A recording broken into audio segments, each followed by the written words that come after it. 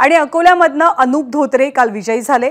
अकोल्यामधनं पराभवाचा सामना केल्यानंतर काँग्रेसचे उमेदवार डॉक्टर अभय पाटील यांनी वंचितचे नेते प्रकाश आंबेडकरांवर काही गंभीर आरोप केले। आंबेडकरांची भूमिका भाजपला पूरक असल्याचं अभय पाटील यांनी म्हटलं। Politics is the game of uncertainty असं म्हटलं जातं आणि याचाच प्रत्येकाला अकोला लोकसभा मतदारसंघाला आणि याच अनसर्टेनिटीच्या गेममध्ये काँग्रेसचे डॉक्टर अभय पाटील यांना पराभव स्वीकारावा लागला। आपल्यासोबत स्वतः अभय पाटील आहे। दादा, पराभवाची नेमकं कारण काय आहे, काय तुम्हाला वाटतं? नाही, आता एकंदरीत माझं काही कुठं चुकलं का हे मला अभ्यास करावा लागेल। माझ्या नियोजनामध्ये म्हणा किंवा माझ्या लोकांशी संपर्कामध्ये काही चुकलं का हे मला अभ्यास करावा लागेल।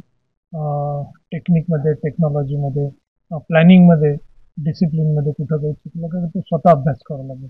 याचा काही दोष मी कोणाला देत नाही आहे। मी सेनापती होतो तर त्या निश्चित या युद्धाचं जे हे असेल ते मी स्वतः असेल, मी काही दुसऱ्या कोणाला याचा दोष देत नाही आहे। त्याची कारणं निश्चित मी शोधून काढेल, कारण की येत्या काळामध्ये पुन्हा विधानसभेची, जिल्हा परिषदची इलेक्शन राहतील, तर त्याच्यासाठी जे कॅन्डिडेट्स आहेत ते तयार करायचे, त्या कॅन्डिडेट्सचं काम करायचं, तर त्याचं प्लॅनिंग कसं काय करता येईल याच्यासाठी निश्चित ही सगळं माहिती घ्यावं लागेल की कुठं काय चुकलेलं आहे। 3.25 लाखाचा लीड जो होता 2019 मध्ये, तुम्ही 40,000 आणता। या निवडणुकीतल्या काही सकारात्मक गोष्टी सुद्धा आहेत त्या तुमच्या बाजूने आहेत। याचं जी शिदोरी आहे ती घेऊन पुढची वाटचाल कशी राहील तुमची?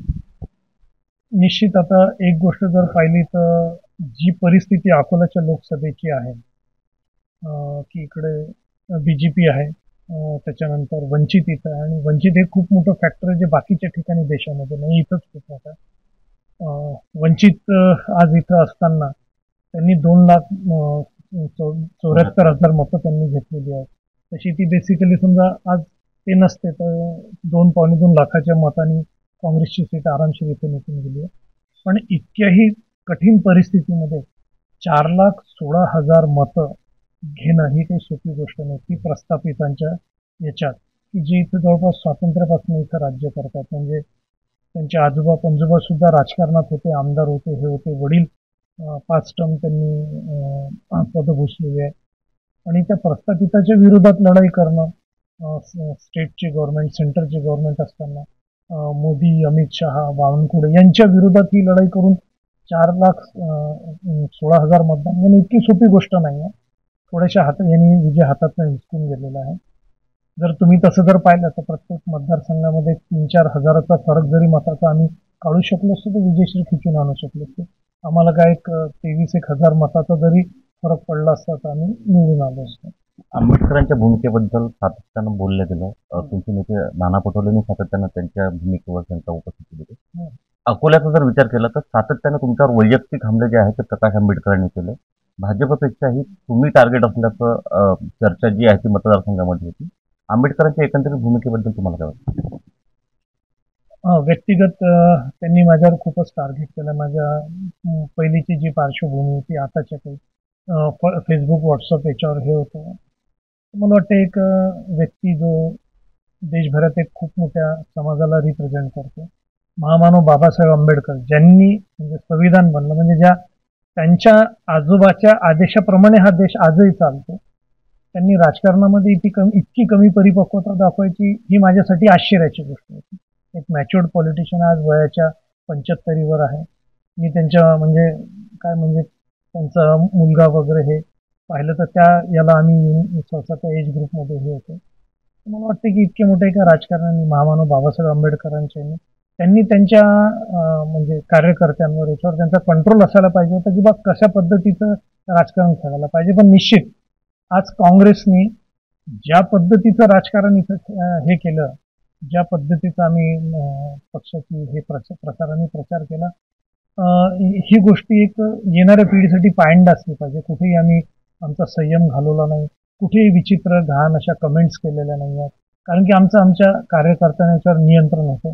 त्याच्या मीटिंग्स होत्या की सातत्याने कशा पद्धतीच्या पोस्ट टाकायच्या, काय टाकायच्या, कसं निगेटिव्ह पोस्ट टाकायच्या नाही आहे। वैचारिक दृष्टीत लढाई लढायची, ती लढली, व्यक्तिगत लढाई नाही लढली आम्ही तिथे।